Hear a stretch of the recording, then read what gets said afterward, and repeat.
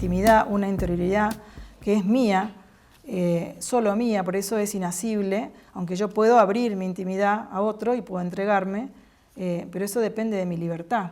No puedo vivir sin los otros, pero evidentemente, aunque no puedo vivir sola, los niños, eso lo investigó, por ejemplo, René Spitz, no sé la que estudian psicología, pero en primer año de psicología, generalmente todo el mundo lee el primer año de vida de René Spitz, y en el primer año de filosofía lees El puesto del hombre en el cosmos de Max Scheler. No tenés ni idea ubicarlos en el tiempo y en la historia, pero bueno, no sé, mi experiencia es esa y sigo encontrándome con universitarias que me dicen, estoy leyendo este libro, ¿no? Bueno, porque han marcado en algún sentido alguna cuestión, ¿no? Entonces, ese libro explica cómo los niños no pueden sobrevivir por una cuestión de afecto, no solamente de alimento, de nutrición, ¿no? Los niños abandonados. Y el domingo estuvieron acá algunas de ustedes, estuvo Abel Albino hablando que es el que quiere quebrar la desnutrición infantil en Argentina, y nos contaba también esa experiencia, ¿no? Cómo no era solo una cuestión nutricional, el tema de la pobreza que incide en el cerebro y en el desarrollo de las personas, sino también una cuestión afectiva, ¿no? La falta de amor incide en el desarrollo de la personalidad. Decíamos que la persona tiene 3 niveles, se podrían describir de otra manera, pero bueno, es un modo gráfico de representarlo. Tenemos el nivel espiritual, el nivel psíquico-afectivo, ahí lo ven, y el nivel corporal o físico. Pero somos una unidad. A veces cuando se estudian estas cuestiones en filosofía, en antropología, es importante volver a remitir al tema de que somos una unidad. Es el ejemplo típico ese de que estamos en el colectivo, en el subte, no sé si algunos han venido en esos medios de transporte, nos están apretando, te tocan y uno no dice, me tocaste el brazo, no sé, ¿no? Como, me tocaste a mí, ¿no? Yo soy mi cuerpo, yo soy mi psiquis, me afecta a mí, ¿no? Si me duele algo físico en alguna parte del cuerpo, me afecta el estado de ánimo. Somos una unidad, eso pienso que es algo que no hace falta explicarlo ahora con detenimiento, habría que explicarlo desde un punto de vista biológico, psicológico, afectivo, bueno, espiritual. Pero a nivel del espíritu está lo que se llama la acción eficaz, la acción eficiente, la acción agente, la acción que parte de la propia persona.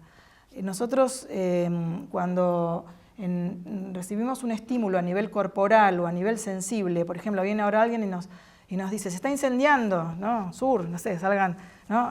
Al estímulo, respuesta, ¿no? Una respuesta a veces física, o de salir corriendo, o una respuesta psíquica, de temblar de miedo, o de tener una emoción fuerte. Entonces, esos 2 niveles, el nivel psíquico-afectivo, donde está la emotividad o la sensibilidad espontánea, son reactivos a un estímulo.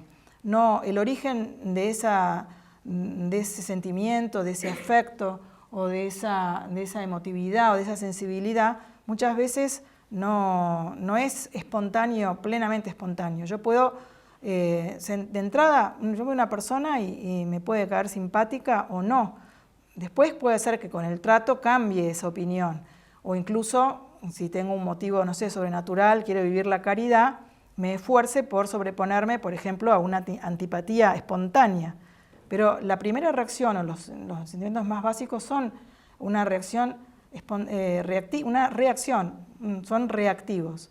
En cambio, el espíritu es capaz de asumir o de integrar, decíamos la vez pasada, integra, ¿no? esa capacidad de unidad que somos el yo, el espiritual, es capaz de elevar lo físico y lo afectivo a nivel del espíritu, ¿no? Y ahí puse unos ejemplos vinculados con la relación varón-mujer. Mi cuerpo expresa justamente a través de los dinamismos físicos, también el lenguaje, la palabra, los gestos. Le puedo sacar la lengua a una persona, es un dinamismo físico que expresa algo. Habitualmente es un gesto de desprecio, ¿no? No puedo dar un beso o sonreír. Todo mi cuerpo es en expresión de algo interior, ¿no? Por ejemplo, un abrazo, ¿no? A nivel de la psiquis puse la simpatía, porque era lo que la vez pasada decíamos que explica Carol Wojtyla en en este librito que les recomendaba leer, de Amor y Responsabilidad, que la simpatía tiene que transformarse en amistad. La amistad es una virtud y es una decisión libre, ¿no? Uno dice, yo a los amigos los elijo. Bueno, ni que te cuento si vas a elegir marido o mujer, ¿no? Más vale que la elijas y la elijas bien, ¿no? El otro día también, este fin de semana que hubo este congreso UNIF, Paola del Bosco, que es una de las que vino a hablar el sábado a la mañana, decía, ¿no? que hay esos amores que no son tales y que, sí, les decía a las chicas, eran todas chicas y estaban todos llenos, esto hasta los pasillos, y les decía que si tenían una relación con alguien, estaba hablando del noviazgo, por la cual lloraban todos los días y terminaban, ¿no? que eso no iba a andar, ¿no? Para el matrimonio. Que a veces los afectos te afirman en una relación que quizás con la cabeza te das cuenta que eso no, por distintas razones no es posible, ¿no? O no es conveniente, mejor dicho.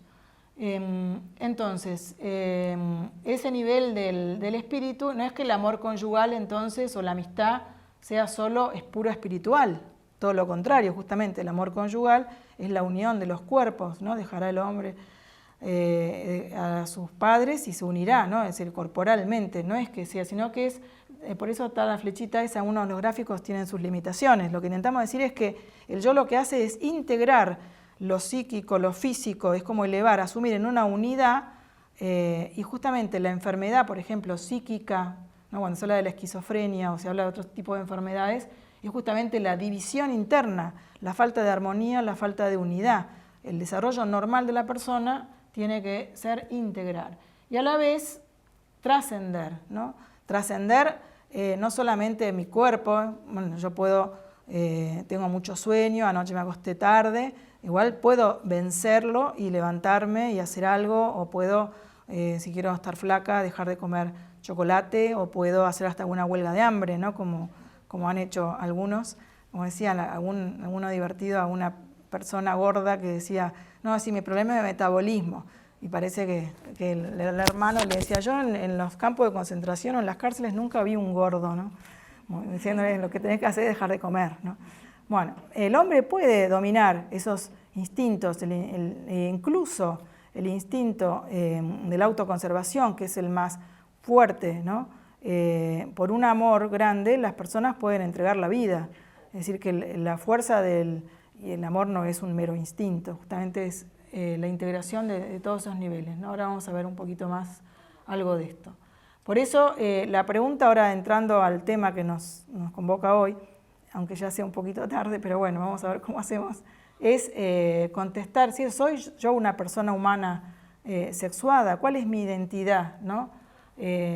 Ahora se habla mucho de naturaleza y cultura y el tema de género. Se ha impuesto la teoría del género. Mucha gente ni sabe lo que es la teoría del género, pero ya no usa la palabra sexo, usa la palabra género, sin saber mucho qué es lo que está diciendo o a qué se está refiriendo. Hay todo un trabajo intelectual previo a esto, que es todo que tampoco va a ser el desarrollo de mi clase hoy, pero que es todo lo que se llama la teoría o la ideología de género, que es yo pienso que va a ser que es la ideología que se está imponiendo para este siglo XXI recién entrado.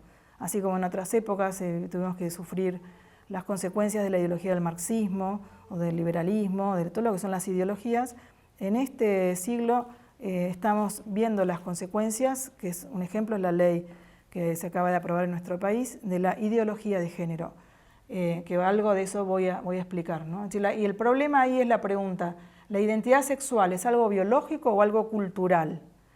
Entonces, los que sostienen la ideología de género, lo que dicen, lo que afirman, porque no pueden negar la evidencia, evidentemente, el nene nace nene y la nena nace nena, ¿no? Entonces, ahora vamos a ver un poquito todos los elementos del sexo, ¿no? Entonces dicen, sí, es verdad, yo tengo un sexo determinado o más que nada condicionado por una biología que no la puedo negar.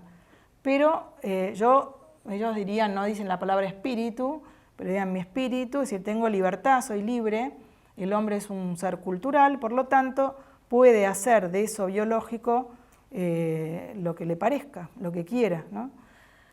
Entonces, claro, la identidad sexual que se forma, que tiene un fundamento real, porque en realidad el sexo no es pura biología, somos una persona sexuada, el sexo tiene que ver con la persona. Soy una persona masculina o una persona femenina, o soy una mujer o soy un varón. Por eso, y en psicología, acá hay algunas psicólogas, que incluso Belén creo que se ha hecho un trabajo sobre esa, una investigación más detenida sobre el tema de la formación de la identidad sexual. Se podría dar toda una explicación, ¿no?, psicológica de la formación del desarrollo de la identidad sexual. Evidentemente hay un aspecto cultural. Bueno, yo pienso que el aspecto cultural en realidad no se opone a lo natural, sino que es necesario que se integre. La libertad del hombre no es un absoluto, que me parece que ahí está el error de fondo de esta ideología, no es un absoluto, porque el hombre es un ser finito, es un ser creado, y si no quieren aceptar la creación, yo no elegí nacer, no elegí a mis padres, no elegí mis genes, no elegí mi sexo, no elegí el color de mis ojos, no elegí mi estatura, no elegí, bueno, y así podríamos seguir, ¿no? No elegí hablar este idioma, nacer en Argentina, nacer en San Isidro, tener 5 hermanos, no elegí, pero hoy por hoy, con estas teorías, ¿no?, a veces materialistas, o esta falta también de esa superficialidad, diría, banalidad con que se tratan algunos temas, se olvida que la libertad del hombre es limitada, no es absoluta, y por más que el hombre es un ser cultural, por ejemplo, todos necesitamos nutrirnos para vivir, salvo, no sé, Santa Catalina de Siena dicen que no comía y solo comulgaba y vivía, no sé, tipo milagro de aquella época. Pero yo no conozco a nadie que no coma y pueda seguir viviendo, ¿no?, mucho tiempo. Ya tomamos el té a las 9 de la noche, ya tenemos hambre de vuelta, ¿no? Bueno, no, al margen del apetito que uno pueda tener, es verdad que necesitamos nutrirnos para vivir. Sin embargo, las culturas van organizando las cuestiones gastronómicas de modos muy diversos, y según lo que hay en el país, y según, bueno, si hay más pescado, menos pescado, etcétera, el tipo de comidas, es increíble todo lo que se ha desarrollado, y un filósofo escribe un libro así gordo sobre el tema de la gastronomía, que le interesa un montón el tema de la gastronomía, pero es un auténtico filósofo español, y que da para mucho, les quiero decir, ¿no?, todo lo que es la cultura gastronómica y las costumbres, bueno, pero todos comemos. Bueno, entonces, hay cosas que se mantendrán para siempre en el tiempo, porque yo considero que hay una naturaleza humana que no se va a perder. El otro día en una conferencia, un neurólogo, Stoll, que hablaba desde el punto de vista de la educación, hablaba desde el punto de vista del sistema nervioso, diría, del cerebro, varón-mujer. Al final de la conferencia yo le hice una pregunta, le dije, bueno, le aclaré, como toda la conferencia ha sido muy científica, yo le aclaré que mi pregunta era más filosófica, por decir, no más desde otro ángulo, pero si no le parecía que la diferencia en definitiva entre la mujer y el varón no podría tener mucho que ver con o definirse o derivarse, diríamos, esencialmente de la capacidad de maternidad que tiene la mujer. La madre es la madre y el padre es el padre, y de eso se derivan muchas consecuencias, o el origen, digamos, de la diferencia tiene que ver con esto, con la generación. Bueno, él hablaba desde el punto de vista científico, no nos dio para dialogar mucho, pero él dijo, bueno, yo no sé si dentro de 200 años, me dijo él, como que la ciencia va a permitir que el varón, no sé, quede embarazado, ¿no? Bueno, yo no creo que eso, no digo que no sea posible, de hecho hubo un chino, creo que hace unos años, que salió en el diario que lo intentó. Es decir, que el hombre puede hacer montones de cosas. Eso no quiere decir que eso se vaya a extender cultural y socialmente, porque creo que la naturaleza humana es fuerte, la base natural, podríamos decir, de la condición humana, es tan fuerte que irá revirtiendo lo que son estas ideologías, estas explicaciones que a veces son bastante absurdas para mi punto de vista. Bueno, con el espíritu, decíamos, otra vez trasciende, ¿no? acá no, ya me fui del otro esquema del espíritu, la afectividad, sino vamos a ya de lo corpóreo, sino que vamos a hablar un poquito de esto, la diferencia varón-mujer, la diferencia de lo masculino y lo femenino tiene que ver con la sexualidad. Somos personas humanas sexuadas. Es una pena, ¿no?, que se hable de educación sexual, no se habla del amor, cuando la finalidad de la sexualidad es la comunión amorosa. Entonces, si no se plantean bien los fundamentos de estas cuestiones, no nos vamos a poner nunca de acuerdo, ¿no? ¿Quién soy? ¿Quiénes somos? ¿Quiénes somos los que amamos? ¿Cómo somos? ¿Qué es lo que pretendemos hacer, ¿no?, al amarnos? ¿Y cuál es el fin del amor? Es decir, esas preguntas son preguntas básicas que hoy por hoy no están en ningún manual de estos del Ministerio de Educación, que es, a veces es en este punto de vista de deseducación. Albert Albino, que estuvo el domingo, escribió un libro que se llama Poblar es gobernar, ahora no me acuerdo el subtítulo, que vos tradujiste el otro día en la conferencia. Educación sexual o fornicación asistida, dice el subtítulo de ese libro, Poblar es gobernar. Y realmente uno toma los manuales estos, yo en un momento tuve la tentación de traer algo, pero no da para todo, no da tiempo, ¿no? Pero claro, hay un librito entero que explica justamente todos los temas explicados desde la ideología de género, Ministerio de Educación, Gobierno de nuestro país, y todos los libritos desde jardín de infantes en adelante, todos están concebidos desde esta perspectiva. Va a ser muy fuerte la consecuencia en unos años cuando se aplique este tipo de educación. Va a generar mucha confusión sobre todo en esto, en la formación de la identidad sexual. Yo voy a pasar rápido de esto, tampoco esta cuestión es mi especialidad. Esto hay escritos, hay libros, hay videitos, hay material para profundizar. Pero para que ustedes vean, uno a veces se pone ante esta avalancha de imágenes que aparecen en la televisión y todo el tema de la homosexualidad, uno empieza a preguntarse cosas que quizás en otro momento no se preguntaba. No, yo terminé el colegio secundario, un tiempo bastantes años trabajé dando catequesis en colegios. Me gusta enseñar y necesitaba ganarme unos pesos y el único título que tenía era ese de catequista, entonces daba a niños de primer grado hasta en primaria. Y me acuerdo mi sorpresa en una pregunta de una niña de quinto grado, cuando hablábamos de la creación del hombre, el varón y la mujer. Entonces decía, bueno, ¿y para qué Dios explica que nos creó varón y mujer? Como diciendo, así es evidente eso, ¿no? ¿Por qué dice eso?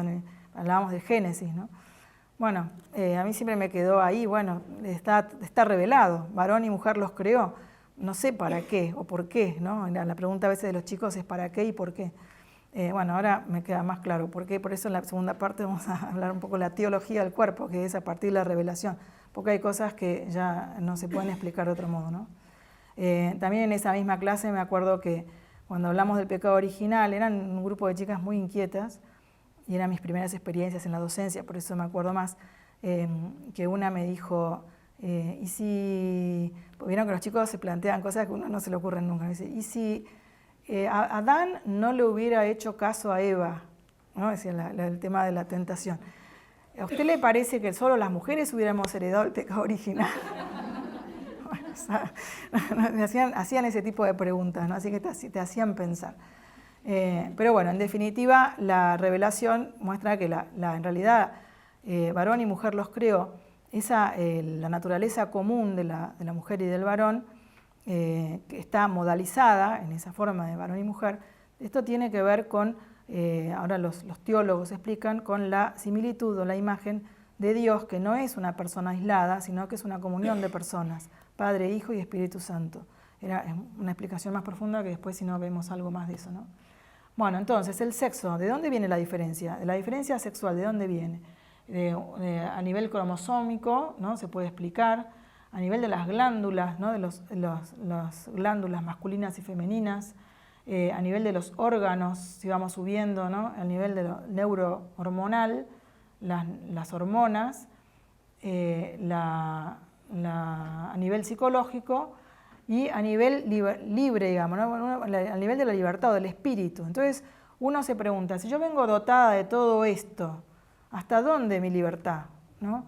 Porque ahora se habla de que hay, como el sexo viene dado, se considera que el sexo es solo lo biológico, entonces lo cultural me permite a mí ser transexual, bisexual, homosexual, lesbiana, lo que quiera, porque no hay quien me pueda poner límite a ese choice, ¿no? Como dicen las mujeres abortistas, por la elección, por la libertad, ¿no? A esa elección mía. Bueno, esto también se integra y trasciende. En la segunda parte vamos a ir a la palabra, a la teología del cuerpo, pero ahora voy a dejar solo leo la frase. Toda la investigación que hace Juan Pablo II, que está publicada en un libro que se llama Varón y Mujer, de su catequesis, es en base a esta frase de Jesucristo, que les dice a los que lo estaban oyendo, ¿no habéis leído que al principio el Creador los hizo varón y mujer? Por esto dejará el hombre al padre y a la madre y se unirá a la mujer y serán los dos una sola carne, ¿no? O sea, ese texto es el que da lugar a todo un análisis profundo teológico, que algunas pautas de comprensión voy a tratar de dar. Es muy profundo, bastante difícil, yo lo leí varias veces y cada vez, eso pasa a veces con estos pensadores tan profundos, ¿no? Que a mí me pasó con Persona y Acción de Karol Wojtyła, que es el libro fundamental de antropología. Creo que la 7ª vez que lo leí y lo estudié, digamos, recién capté algunas cuestiones de fondo que me llevaron a comprender mejor lo que estaba diciendo, ¿no? Y bueno, no soy una luz, pero tampoco investigué sobre eso, ¿no? Me dediqué a eso. Bueno, por ahora voy a dejar esto. Para entender esta cuestión de la que estamos hablando, de naturaleza y cultura y el enfoque que nosotros le queremos dar a esta cuestión, yo tengo un power que va tratando en estas diapositivas de contraponer la visión cristiana de estas cuestiones, que no es una visión basada en la revelación, sino una visión realista, filosóficamente compatible con la fe, y la visión individualista, la llamo yo, aunque en esa visión del hombre se señalan distintas corrientes, distintos pensadores, se hace como una síntesis para mostrar mejor la oposición, digamos, ¿no? Entonces,